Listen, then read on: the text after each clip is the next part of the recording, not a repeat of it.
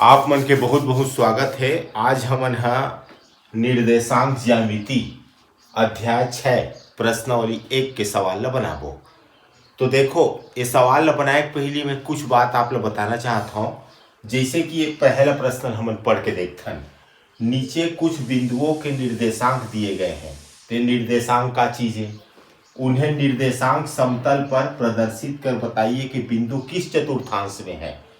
तो ये निर्देशांक काला किथे, निर्देशांक समतल काला किथे, चतुर्थांश काला बोलते। ये तीन चीज ला थोड़ा सा जल्दी से मैं बतावत हूँ। जैसे कि मान लो छोटे कोष्टक में कोई दो ठो बिंदु दे है, मान लो 2 दे है और 4 दे है। तो शुरू में जो 2 है ना ओला हमन एक्स निर्देशांक बोलथन, और जो 4 है ना ओला हमन वाई निर्देशांक बोलथन। एला हिंदी में भुज बोलथन, और वाई निर्देशांक ला हमन का बोलथन, कोटि। एक्स निर्देशांक ला भुज बोलथन और वाई निर्देशांक ला कोटि बोलथन। शुरू में जो दे हो एक्स बोलथन और दूसरा नंबर में जो दे होला वाई निर्देशांक बोलथन। जैसे कि तुमन शुरू से पढ़त आवत हो, एला एक्स अक्ष बोलथन और एला वाई अक्ष बोलथन। ये एक्स अक्ष है और यह वाई अक्ष है। ये एक्स अक्ष है और यह वाई अक्ष है। दोनों अक्ष जहां पे एक दूसरे ला काटथे ओला हमन मूल बिंदु बोलथन। का बोलथन एला हमन हा, एला बोलथन हमन मूल बिंदु। और ये जो मूल बिंदु है ओखर निर्देशांक होथे 0 0, माने एक्स निर्देशांक भी 0 होथे और वाई निर्देशांक भी है 0 होथे। ए मूल बिंदु के जो दाहिना पक्ष में होथे एक तरफ वाला ओला हमन धनात्मक एक्स अक्ष बोलथन, धनात्मक एक्स अक्ष बोलथन। और एक उल्टा दिशा में जो होते मतलब ए तरफ वाले एला हमन बोलथन ऋणात्मक एक्स अक्ष बोलथन, ऋणात्मक एक्स अक्ष। और जे ऊपर तरफ है ये वाला मूल बिंदु के ऊपर तरफ एला हमन बोलथन धनात्मक वाई अक्ष बोलथन। और मूल बिंदु के जो नीचे साइड वाला हिस्सा है ये हिस्सा बोलथन हमन ऋणात्मक वाई अक्ष। एक बार फिर से रिपीट करत हूं मैं, ये मूल बिंदु के ए तरफ वाले ला यह धनात्मक एक्स अक्ष है, और मूल बिंदु के ए तरफ वाले यह ऋणात्मक एक्स अक्ष है। मूल बिंदु के ऊपर तरफ ये धनात्मक वाई अक्ष है, मूल बिंदु के नीचे तरफ ये ऋणात्मक वाई अक्ष है। अब ये पूरल देखे से का पता चलते कि ए तरफ एक्स का है धनात्मक है और ऊपर तरफ का है ऋणात्मक, ये ऊपर तरफ भी धनात्मक है। तो ए वाले हिस्सा में एक्स अक्ष भी धनात्मक है और वाई अक्ष भी धनात्मक है, मतलब दोनों धन है, एक्स भी धन है वाई भी धन है। तो ही हमन प्रथम चतुर्थांश की धन, प्रथम चतुर्थांश। अब एमा आ जा, एमा एक साल पहली देखने रही थे, ए तरफ एक्स अक्ष देखबे तो ऋणात्मक है और वाई अक्ष देखबे तो धनात्मक है। तो एला हमन बोलथन द्वितीय चतुर्थांश, द्वितीय चतुर्थांश। अब ए हिस्सा में आ जा, तो ए तरफ ला देखबे एक्स अक्ष ला तो ऋणात्मक है और ये वाई अक्ष देखबे तो एहू हा ऋणात्मक है, मतलब दोनों ऋण है। तो जहां दोनों ऋण है ओला का बोलथन तृतीय चतुर्थांश। अब एमा आ जा, ए हिस्सा में एक्स देखबे तो धनात्मक है और वाई देखबे तो ऋणात्मक है। तो ए हिस्सा हमन का बोलथन चतुर्थ चतुर्थांश। तो हमला का सीखे मिलिस, प्रथम चतुर्थांश में दोनों धनात्मक होते हैं, प्रथम में दोनों धनात्मक होते हैं। द्वितीय चतुर्थांश में एक्स है ऋणात्मक होते और वाई है धनात्मक होते, और तृतीय चतुर्थांश में दोनों ऋणात्मक होते। ये तृतीय में एहू ऋण होते एहू ऋण होते, और चतुर्थ चतुर्थांश में का होते, ए वाले है धन होते एक्स अक्ष है और वाई अक्ष वाले है ऋण होते। तो ए सब ला बोलथन हमन निर्देशांक समतल। अब देखो हम सवाल बनाथन, बहुत सरल है ना।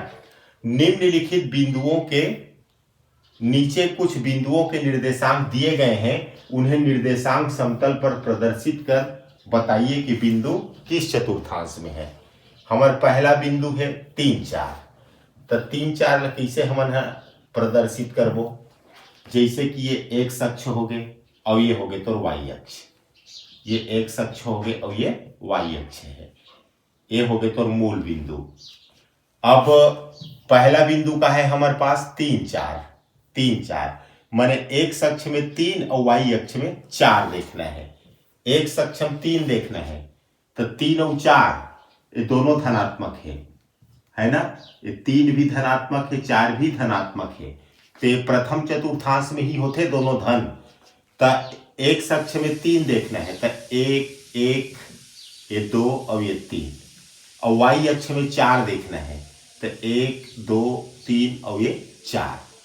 तो ये 3 और ये 4 जहां पे एक दूसरे से मिल ही ये वाला बिंदु, यही बिंदु हमन का बोलथन 3 4। तो ये तो हो गए ग्राफ। और ये कौन सा चतुर्थांश में है, तेकर आंसर आई प्रथम चतुर्थांश में। आंसर का ही एक प्रथम चतुर्थांश, प्रथम चतुर्थांश। ये पहला नंबर के सवाल हमार बन गए। अब देखते हैं हम दूसरा नंबर के सवाल ला। देखो दूसरा सवाल का बोलते हैं। दूसरा में बिंदु दे है हमन ला ऋण 5 और 6, ऋण 5 और 6। ये एक्स अक्ष हो गए, ये वाई अक्ष हो गए, एक्स और ये वाई, एक तरफ एक्स डैश बोल सकत हो और ये वाई डैश बोल सकत हो। ये हो गए तो मूल बिंदु। हमला बिंदु का दे है, हमला बिंदु दे है ऋण 5 और 6। ए मेरे में लिख देता हूं ऋण 5 और 6। अब देख एक्स वाले है ऋणात्मक है तो एक्स अक्ष ऋणात्मक कौन तरफ होते, ए तरफ होते ऋणात्मक, और वाई है धनात्मक है, मतलब ये वाई है एती बर होते धनात्मक। ये तो एक्स अक्ष में ऋण 5 तो ये ऋण 1 ऋण 2 ऋण 3 ऋण 4 ऋण 5, और वाई में देखना है 6 तो 1 2 3 4 5 6, ये हो गए 6। अब ये दोनों मिला दे तो ऋण 5 ऊपर जाही और ये 6 है ए तरफ आही, तो ए जगह कटिस, तो जेल में कटथे ना तेने हमन बोलता ऋण 5 और 6। तो अब कौन सा चतुर्थांश है, ये द्वितीय चतुर्थांश है, तो एक आंसर का जही, एक आंसर आई द्वितीय चतुर्थांश में हवा ये बिंदु है। तो मैं ग्राफ भी बना दे और आप लोग बता भी दे कि ये कौन चतुर्थांश में है, तो ये हवा द्वितीय चतुर्थांश में। अब देखते हैं तीसरा सवाल। तीसरा सवाल है हमारे पास ऋण 2 और ऋण 1, ऋण 2 और ऋण 1। तीसरा हमारे बिंदु है ऋण 2 और ऋण 1, ये एक्स अक्ष हो गए और ये हो गए वाई अक्ष। अब एक्स वाले भी ऋणात्मक है तो एक्स वाले ऋणात्मक ए तरफ होते हैं, आप लोग पता है कि मूल बिंदु के ए तरफ वाले हैं ऋणात्मक होते, वाई भी ऋणात्मक है तो मूल बिंदु के नीचे तरफ ऋणात्मक होते, ये आप लोग पता है। तो ए जन हिस्सा है एक्स भी ऋणात्मक है और वाई भी ऋणात्मक है। एक्स अक्ष में ऋण 2 खोजना है तो ऋण 1 हो गए, ऋण 2 हो गए, और वाई अक्ष में ऋण 1 खोजना है तो 0 के बाद सीधा ऋण 1 ही, तो अब ये दोनों बिंदु से मिला देवो तो ए जे ने में कटी, यही बिंदु का नाम होते ऋण 2 और ऋण 1। तो ग्राफ पेपर में ये बिंदु ला मैं प्लाट कर दे, मतलब आलेखित कर दे। ये कौन सा चतुर्थांश में है, ये प्रथम है, ये दूसरा है और यह तीसरा है। तो एक आंसर काज ही कि ये जो बिंदु है वह तृतीय चतुर्थांश में हवा है, तृतीय चतुर्थांश में है। तो चलिए भी बन गए। अब देखते हैं चौथा नंबर के सवाल ला। चौथा का बोलते 2.5 और 7, ये एक्स अक्ष हो गए, ये वाई अक्ष हो गए, एक्स अक्ष वाई अक्ष, ये तरफ एक्स डैश और ये तरफ वाई डैश, ये दोनों अक्ष एक दूसरे ला काटते और मूल बिंदु की थन है ना। अब देख 2.5 ये एक्स माने 2.5 और ऋण 7 ये दे हवा, तो शुरू वाले हमन एक्स की थन और सेकंड वाले ला वाई की थन, तो 2.5 धनात्मक है तो एक्स अक्ष हम देखना है। जैसे कि एक्स अक्ष में यहां से यहां तक 1 हो गए, ये हो गए 2, ये हो गए 3, हमला देखना है 2.5, 2 और 3 के बीच में का होगी 2.5 होगी, ए जगह होगी 2.5। और y में ऋण 7 देखना है तो y अक्ष ए मूल बिंदु के नीचे तरफ है ऋणात्मक होते हैं, एम 7 देखना है तो 1 2 3 4 5 6 और ये 7, ये हो गए ऋण 7।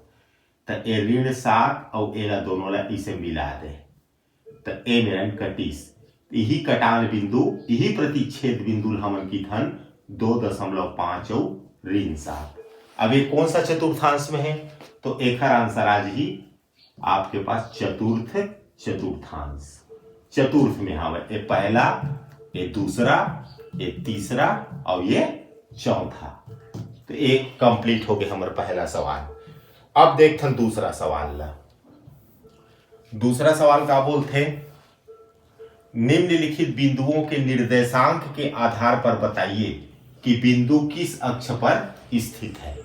अब ये देख के बताना है कि कौन सा अक्षम है। तो ये देख एक x वाले 0 है और y वाले 5 है तो x है तो 0 हो गए और y है 5 हो गए तो 0 तय छोड़ y, तो ये बिंदु y अक्ष में है। कौन सा अक्ष में है? बिंदु है y अक्ष में है, ये y अक्ष में हवा। अब एमा जा, एमा x है ऋण 6 है और y है 0 है तो y 0 है ना तो y लेता है भूला जा, काबर की y 0 है तो एक कौन सा अक्षम है? बिंदु है, एक आंसर ही x अक्ष में। एक बार फिर से सुनो, एक x है 0 है लेकिन y में 5 लिखा है तो y अक्षम है। एक x है ऋण 6 है और y है 0 है तो y ले छोड़ 0 है तेखर से ती तो यह x अक्षम हवा। एमा देख, एमा y 0 है तो ये बिंदु कौन सा अक्षम है? x अक्षम है। अब एला देख, एक x है 0 है लेकिन y में कुछ लिखा है, मतलब एक आंसर आ जाए कि ये बिंदु कहाँ है? y अक्ष में है। तो ये भी कंप्लीट हो गए। अब खाली स्थान देखो, बिंदु ऋण 4 ऋण 7 खाली स्थान चतुर्थांश में है, ये दोनों ऋणात्मक है। तो दोनों ऋणात्मक कौन सा चतुर्थांश में होते हैं? आप लोग मैं बताए हूं, ये दोनों ऋणात्मक, ये x ऋणात्मक है और यदि y भी ऋणात्मक है, ये दोनों ऋण है। तो दोनों ऋण है मतलब पहला दूसरा तीसरा माही, तो ये हो जी तृतीय चतुर्थांश में, तृतीय चतुर्थांश में स्थित है। थोड़ा कलर चेंज कर लेता हूं मैं, ज्यादा समझ आई आप लोग। अब ये आ जाओ, एक अक्ष पर स्थित किसी बिंदु का निर्देशांक खाली स्थान होता है। ये जो बिंदु है कौन सा अक्ष में है? एक अक्ष में है तो एक y निर्देशांक 0 होगी। तीसरा, निर्देशांक समतल पर दोनों अक्ष परस्पर खाली स्थान होते हैं। ये माझी लंब होते हैं, लंब होते हैं, है ना। दोनों अक्ष ऐसे टाइप के है, ये x अक्ष हो गए और ये y अक्ष हो गए। तो ए जगह है दोनों परस्पर लंब है ना, ये देख ले x अक्ष है और ये y अक्ष है। तो यहाँ पर 90 डिग्री कोण बनते, मतलब ये लंब है दोनों है। ए तरफ देखते तो एहू में 90 कोण बनते, नीचे साइड भी 90, सब जगह 90 बनते। ए दोनों के बीच में 90, ए दोनों के बीच में 90 और एकर और एकर बीच भी 90, एकर और एकर बीच भी 90। तो ए माझी 90 मतलब लंब, तो एमा काजी आंसर लंबा ही। y अक्ष पर स्थित किसी बिंदु का x निर्देशांक खाली स्थान होता है। y अक्ष पर कहा थे तो y अक्ष में x निर्देशांक 0 होते, तो 0 होता है। मूल बिंदु के निर्देशांक 0 0 होते हैं, है ना। मूल बिंदु काला की थे, एक बार वो सुनाओ। ये x अक्ष है और ये y अक्ष है, दोनों अक्ष जहां पे एक दूसरा ला काट थे ओला हमन बोलथन मूल बिंदु। तो मूल बिंदु के निर्देशांक 0 0 होते। ए तरफ से आबो तो ए मेरे पहुंचबो तब हो 0, ए तरफ से आबो तो ए मेरे पहुंच गए तब हो 0। मतलब ये एक ऐसे बिंदु है जेमा x निर्देशांक और y निर्देशांक दोनों 0 0 होते, तो एला हमन का की थन मूल बिंदु। तो मूल बिंदु के निर्देशांक 0 0 होते। तो ये हमारा प्रश्न नंबर कौन सा? तीसरा कंप्लीट हो गया। अब हमन बनाबो आगे प्रश्न नंबर चौथा ला।